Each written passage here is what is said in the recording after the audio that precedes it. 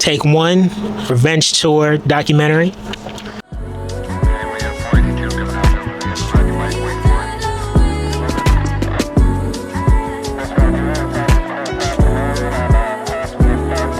It's 12:48 a.m. March 20th now, right? I don't even know what day it is. What do you remember about where I was in life when Revenge Tour first started? You were honestly in kind of deep. I feel like you were literally trying to navigate like where the trajectory of your relationship was going to go, because, you know, there was some tension, there was some disrespect, there was lying. It wasn't healthy. We got to talk about the writing process and the songs behind it, right? Know Better, that was the first song you wrote for Revenge Tour. So when you sat down to write this one for the first time, were you writing to heal, to vent, to prove something else completely, or were you still figuring that out in real time? I was writing Know Better to vent. I hate it, love you with my heart at the same time. Rush waves and memories colliding, and we make time for each other's bowl. I let you off the hook, run me in this tub. Can't believe how many times I've been backwards to give you me and more. It's sudden that you'll find some more. Don't know why I feel the more I take, the more you let me burn. Why you like the migraine in my head, I simply can't ignore. Babe, you won't feel better. No, swear you won't find better than this. Swear you. Tell me you know better. Moving off that, there's another track we definitely have to talk about with Silence, right? The feeling of you being trapped inside your own thoughts, wanting peace, wanting quiet, but not being able to escape everything happening around you or inside of you. Time to ride and get my lick back. Keep it all until I put it on the track. Back to blacking out, hear the feedback. Shoot my demons with my pistol, fight the violence. Let my mind cry on this shit like I'm the violence. I'm so loud that you could hear it by the silence. That's so loud that I can't get no goddamn silence. Like, what was your mental state while writing that song? I think I wrote Silence around the time that I decided I wanted to drop out of cosmetology school. I was like so lost in life. I was trying to figure out how I was going to tell my parents that I was going to drop out yet again. Had no idea what I was doing with my life, but I definitely needed to get that out. See, this is such a good opening song. This is such a perfect way to open an album or a mixtape. From Silence, we got to move over to another one, Vexed. Vex was like the first song we went to the studio together to make. Oh, you came up with Vex too. Yeah, because before, what was it called? Wait. It was called Wait? Right. Frustration, the disappointment, real life emotions that a lot of people go through, but then there's also a confidence and a boldness in the way that you deliver it. Just everybody just know I have curfew. And I ain't saying I'm gonna hurt you, but me didn't even know myself. Gave you heaven and you gave me hell.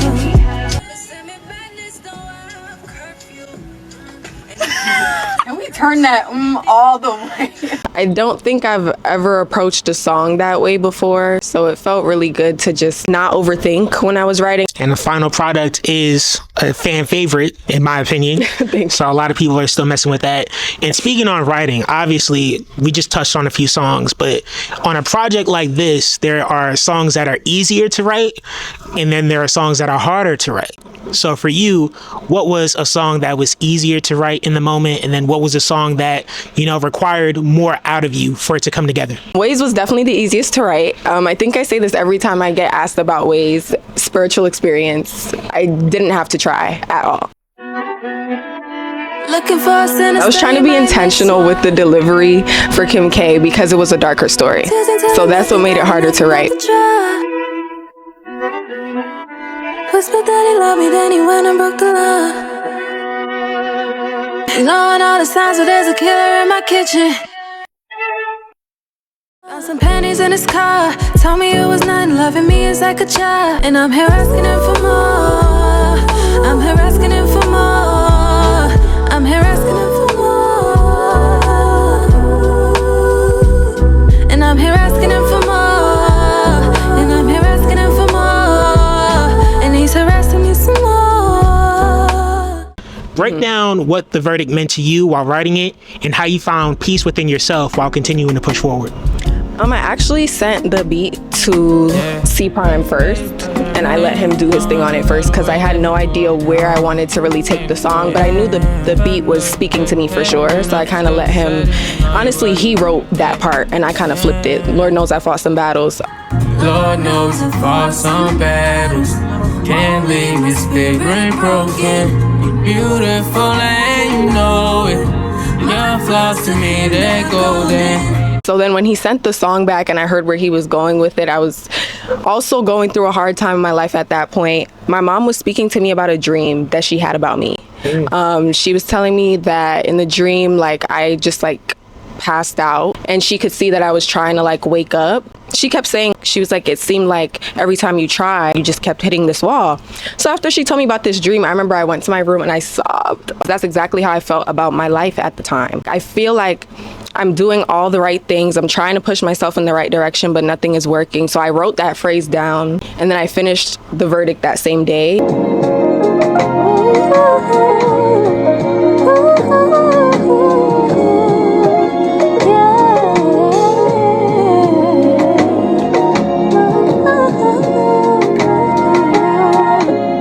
And after I wrote that song, it kind of felt like, you ever get done crying and it feels like God just like hugs you? Yeah, I feel like this entire project like healed me in ways that I didn't imagine. Yeah. That's such a beautiful answer, and I love hearing that. Especially, there's something about a mother's dreams. And then even though the verdict was the closer, Belongs to Me was the last song you wrote. And instead of it being the closer, it became an interlude. I actually recorded that one myself too, on the floor of my bedroom.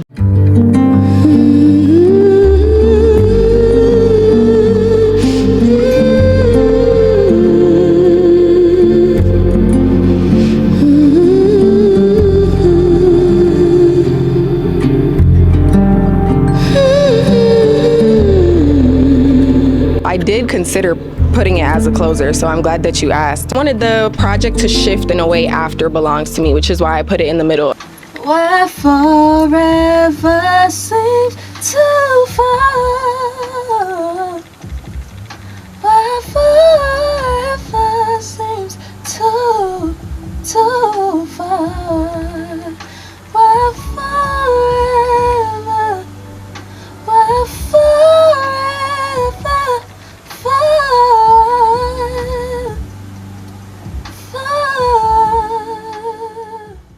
That whole process of just hearing you talk about how this came together has been really interesting. And also, I got to give you your props real quick, because not a lot of R&B singers now can write their own projects. Because I saw it in one of the clips when you were writing in your room, you were sitting on your bed, and the one thing that I saw you do was you let the melodies lead you. How important is that in your writing process?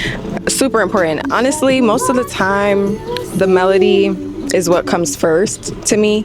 I am big on like writing and composition for sure. Like, I'm an English nerd. Like, I absolutely love writing. So sometimes lyrics will come to me and then I won't do anything with it until like I have a beat that speaks to me and a melody that speaks to me, and then maybe I'll add that line in, you know? But yeah, melody, super important. One of the most defining songs off of Revenge Tour, Ways, Wash All Your Sins. And that song got a little bit more love because it went on bar for bar. What's left of me? Wish I could wash all your sins.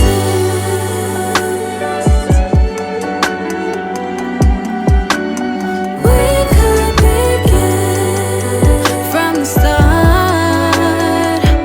You did the performance, and it basically puts you on a whole new level, not only in the New York scene, but also across social media as well. What surprised you most about how people connected with that record? We had a mini listening session before Revenge Tour dropped. we were trying to figure out which single we wanted to release first, I think. And we were in someone's dorm. Like, it was different perspectives from different kind of niches, artist niches, which honestly, looking back, I'm like, that's exactly what you need. Yeah. Everybody wanted Ways to be a single. The first moment I played Ways, as soon as everybody heard the strings, they were like, oh yes, run it back, run it back, run it back. I knew Ways was super special from that moment, but something about it felt so sacred to me that I wanted to keep it on the project as like a surprise. Did you feel something special with that performance and how it would take you to the next level of visibility? Oh, well, yes. So when I was working on the rollout, I had plans to do a live version of Ways anyway. So we went and we booked this studio, and somebody had a bright idea to turn on the fog machine, and the fog machine messed up the entire video. So we had to scrap the whole live version. Then Bar for Bar reached out.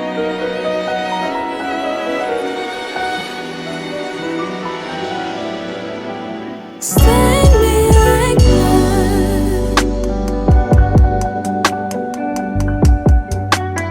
Can't get enough of my energy.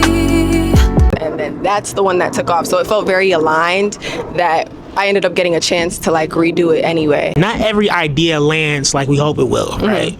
The first idea you had for Ways Live, it flopped a little bit, but you turned it around, and now it turned into a viral moment. What did those experiences teach you about adapting as obstacles come as an artist? And how do you keep believing in your vision when the results don't immediately match it? Honestly, that might have been one of the hardest parts about this project. I always said throughout this project, every time I try to do something for this project, it feels like the devil is trying to stop me, because seriously, there was always a setback. For Vexed, I said, I feel like I manifested the cop cars being on the block that day, because I said in the treatment that I wanted like cop cars in the background or like cop lights, something. And then apparently somebody got like murdered.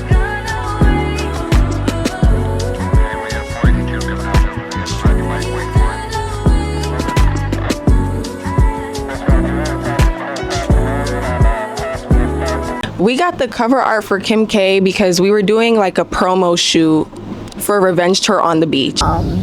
So we ended up changing the creative plan. We didn't use any of these. I feel really bad because Chase really brought all of it over here. There go Chase. I feel so bad. I just had a annoying ass shoot day. She forgot my vocal ring. Like things aligned even when I didn't think they would. And I think the people on my team at the time, like I definitely couldn't have done it without them. So shout out Chase and shout out Kadia. Even on the Vex shoot day, we also did the cover art that day too. I actually almost cried after we did that shoot. And it was a whole day of shooting. It was basically like a 16-hour day. Doesn't hurt your knee? Don't matter. Anything for the look.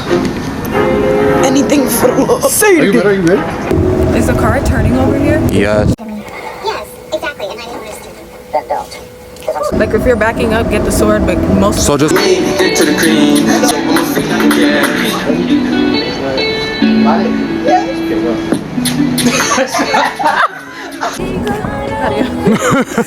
The dresses on silly days with you. Hey. Hey. Gotta get all the angles. Bomba clock.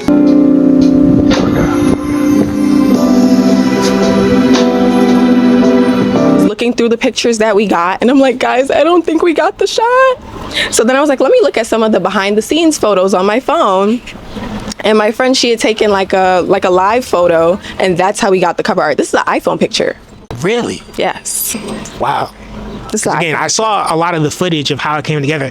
I didn't even realize at first that that was an actual car there. Yes. Right. It like little details like that. And in the life of an independent artist, a lot of people, they're not really prepared to put in that amount of work or be that creative with what they have. But you were. It was a lot of fun. Even though it was like a rough patch in my life, I really had so much fun like pouring into this. Was there ever a moment when the vision in your head felt bigger than the resources that you had to bring it to life? Yeah, the entire time the vision felt bigger than the resources. I was broke. Let me tell you my current situation. I went to college for music for 2 years, dropped out.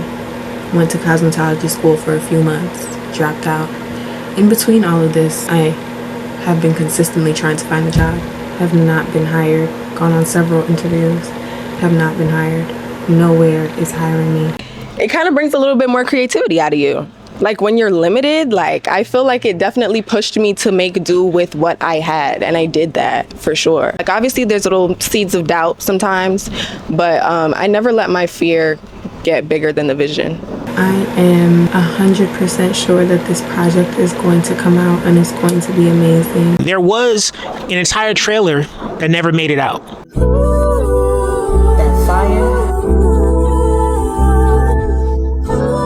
that focus, that precision, that's your superpower.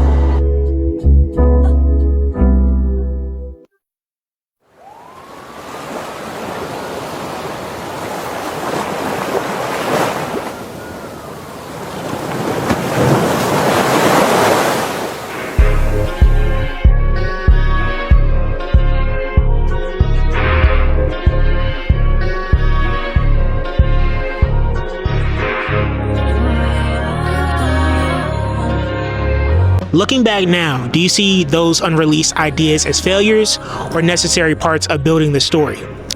No, not failures at all. I do sometimes wish that people got to see these things. I feel like people haven't really fully immersed themselves in the revenge tour world yet, but it's also not my duty to force that on them. I think that it'll happen in due time.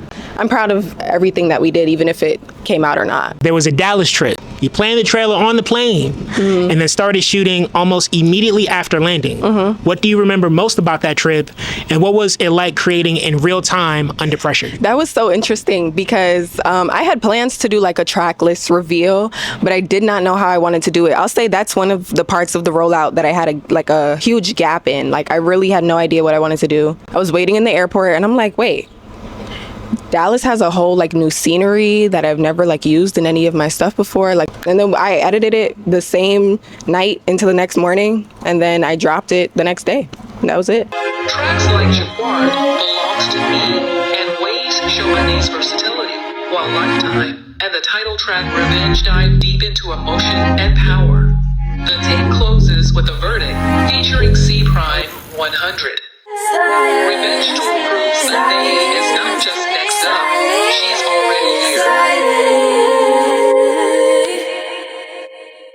Was there a studio moment that you will never forget during this era, whether it was a funny moment, something emotional, or a moment where you realized, okay, this project is special? I don't think I got super emotional while recording. I think I got more emotional while writing. When I was recording Vex, the little at the end, I remember when I got the idea, I got so excited and I ran back into the booth. Oh wait, I think I should add a little something to that. Like you sound like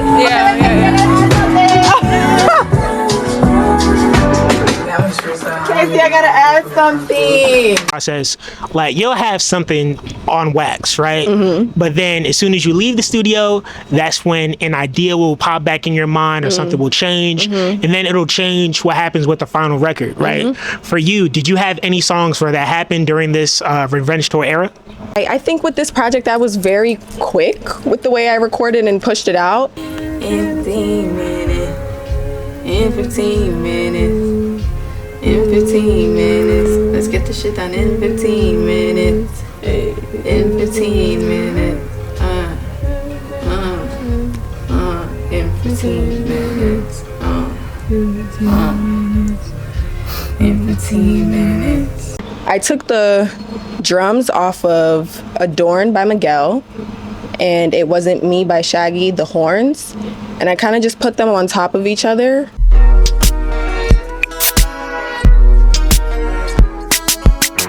This is interesting. And then I sent it to my producer and I was like, can you just like fuck around, like just see what happens. Gonna tell him that I'm sorry for the pain that I caused. He's been listening to my reason, it makes no sense at all.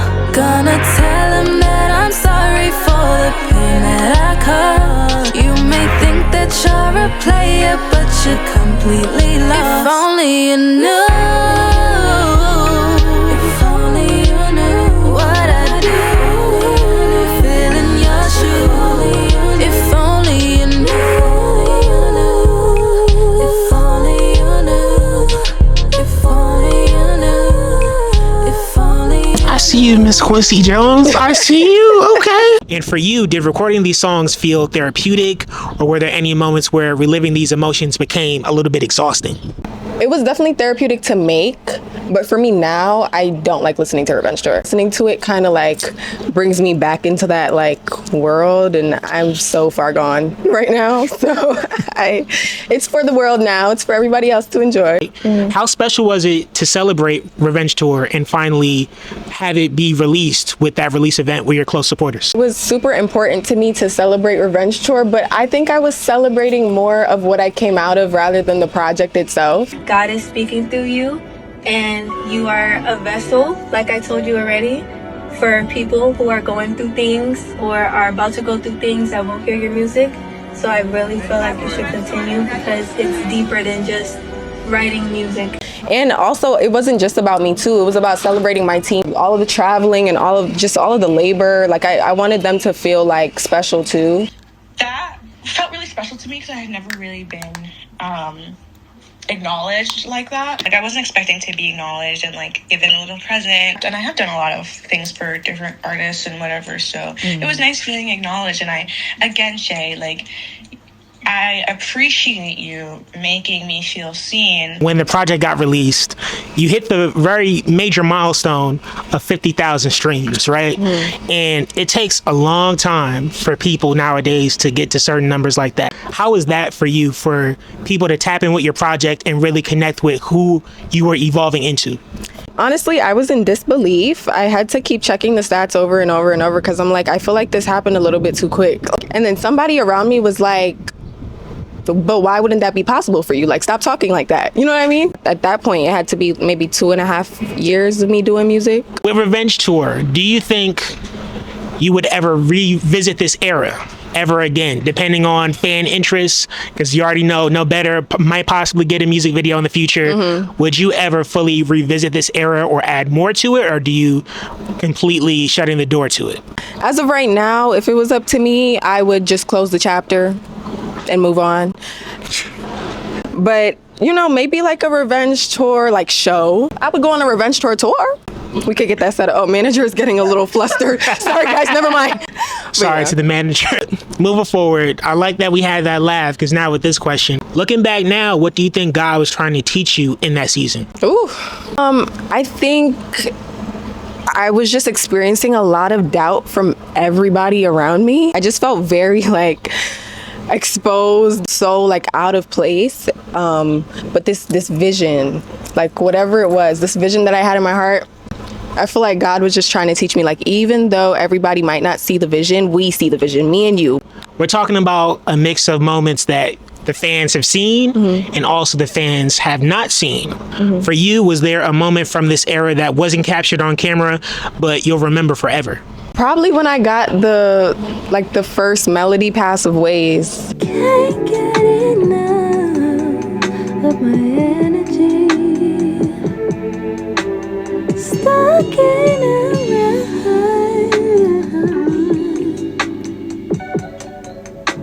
and you can't clean up what's left of me. Maybe you would understand.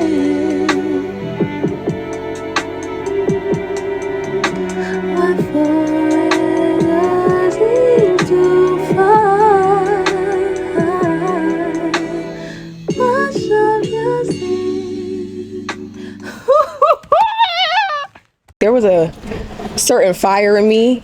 Once I got that melody pass, I was like, what? I actually remember looking up and being like, what? What was that? Yeah, I always remember that That was so special. I crave that anytime I write new music. So how much pressure did you put on yourself to get the Revenge Tour cover exactly right, between the setbacks, the location issues, even taking aerial silk classes, yes. which again, not a lot of people do, but you did, to really fully commit to the vision? This is exactly the angle that I'm going for. Gave you heaven and gave me hell, bitch. Like once I knew like the aerial silk thing was gonna be like a big part of the world that I was creating, I was like, okay, so now I need to learn how to do this. First of all, I had it like drawn out on a piece of paper how I wanted it to look, like with the car and the light. I feel like I'm looking at a different person. It's crazy. Again, another shining moment during this era was your performance at the Brooklyn Music Kitchen, right?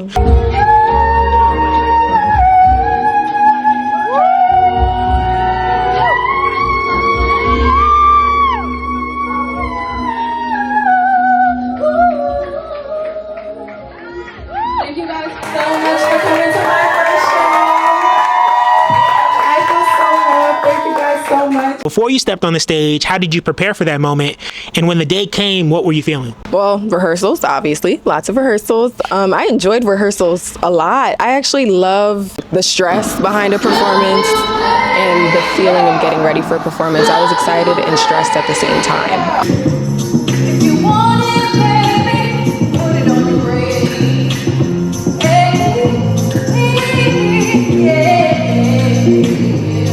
Everything was aligning that day. 7 is my lucky number. I have it tatted on my shoulder. It was my uncle's favorite number. Me and my uncle are locked in. My show was supposed to start at 6 and they moved the time to 7. And right after they moved the time to 7, I was like, bet, I'm good. Nothing to worry about. And I had nothing to worry about. It went so well. Seeing the audience like sing Ways back to me, oh, I wanted to cry.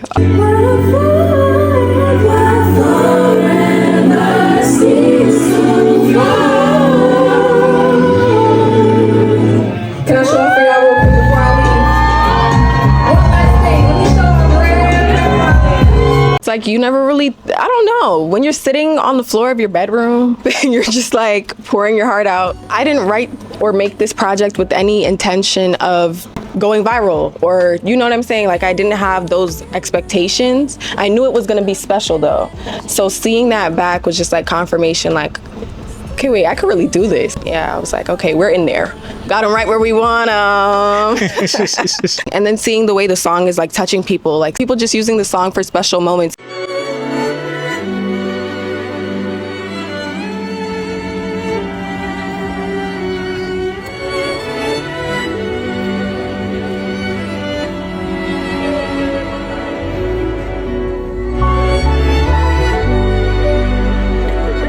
I think like just the strings alone, just the feeling that the song gives, like it brings people together. I think it's so beautiful that I'm a part of that. I'm just honored to be a part. Again, you know you're doing something good when your music becomes a soundtrack to moments of other people's lives. Yeah. Especially in this era nowadays where music is kind of oversaturated. It's kind of hard to break through. But you did. 100,000 independent streams. One day I randomly was just like, let me just check my stats. I really try really hard not to check my stats. I don't want to care about it. It's important, yes, because I need money, but you know. And then to do it in such a short amount of time too, because I hit 50K in July, and then that happened in February, I think. That's like a really short span of time to double it. So I was just super in shock, but I'm grateful. Thanks, everybody. And then the Grammy consideration. Like, you've had a lot of amazing accolades during this era that thank you. No problem. That a lot of people, they're not going to give you your flowers for. We live in a time now where everybody's focused on the next, the next song, the next project. But right now, you're living in a time where you still want to embrace Revenge Tour. You still want people to discover it on their own. Yeah. But you don't want to move on from it too fast, right? Talk a little bit about that for me.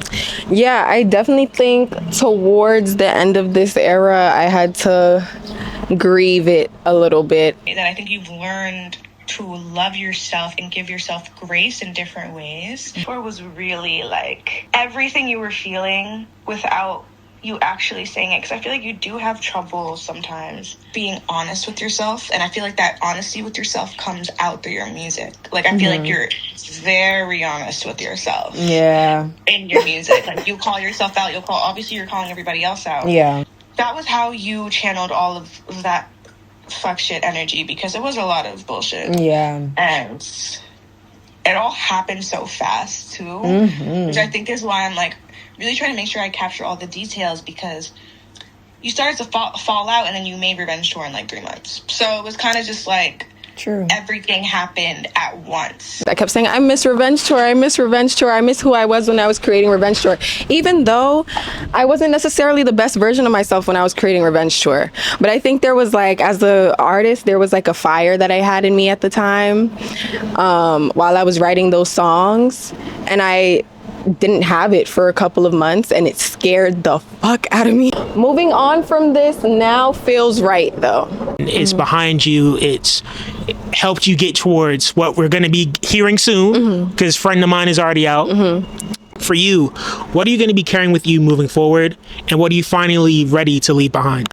I just want to continue to feel lighter. I think Revenge Tour was just so heavy. Whatever this featherweight that I'm feeling right now, I hope that it stays. I really do. I hope it stays for a while. I'm sure there's gonna be more, hard times, but I really do hope that this is a constant. The fire that I was talking about, there's a different fire in me now. And I said this too while I was crying. I was like, I know I'm gonna have the fire again, but it's gonna be a different fire, and I don't know what that's gonna look like.